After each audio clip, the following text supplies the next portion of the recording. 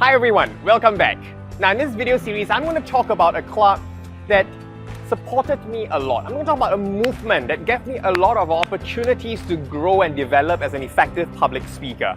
And this movement is called the Toastmasters movement. Now the Toastmasters movement, what is it all about? Toastmasters is in fact a non-profit organization based in the United States with many different clubs all around the world in 142 countries.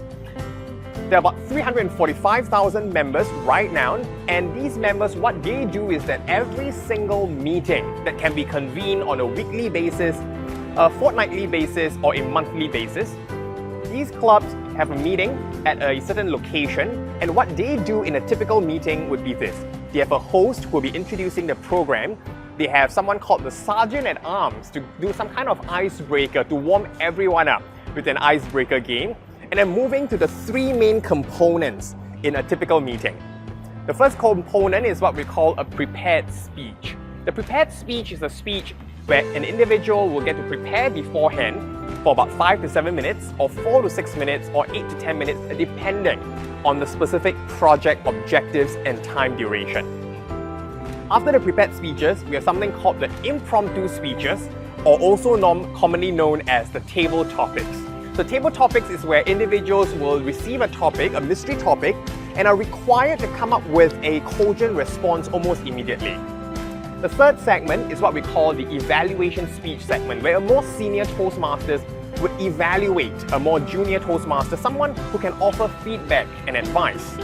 There would be other segments as well called the language evaluation, where you have an evaluator who will be looking out for the good usage of the English language or the misuses and abuses of the language. You would also have a general evaluator who will be looking at how the event actually flows, how smooth it gets. So that's how a typical meeting is like. Why join the Toastmasters movement? Because in the Toastmasters movement, it is where we celebrate mistakes making. Instead of booing you off stage when you make a mistake, we as Toastmasters celebrate that mistake. We either give you a lot of encouragement or sometimes even a standing ovation. That builds the kind of conducive environment for an individual to love public speaking and to continue to find the strengths and the energy to hone his or her effective communication skills.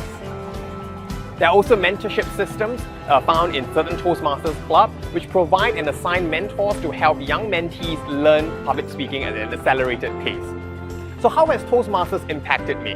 Toastmasters has helped me quite a lot. It has helped me in giving me a platform to rehearse and hone my speaking skills on stage and off stage in my networking skills, in my interpersonal communication skills. How to walk up to a stranger, to shake the hands of a stranger and then introduce myself. How to sustain a conversation with someone or from members of different backgrounds all over. So if you'd like to, simply just find out about where's the nearest Toastmasters club in your region or in your district, and you'll be sure to find one. Join one and enjoy and reap the fruits of public speaking and the things that Toastmasters can do for you. It is a wonderful platform for you to rehearse and test out your speech. So I would strongly recommend that if you want to take public speaking more seriously, you want to get more opportunities, feel free to join Toastmasters as I did. I'll see you soon in my next video. There's power lying in simplicity because, as Tony Robbins said best, complexity is the enemy of execution. And the more simple the technique is, the better is it going to be applied by your audience members. So let's get started. The first technique is when we deal with speeches, it's not just knowing the subject.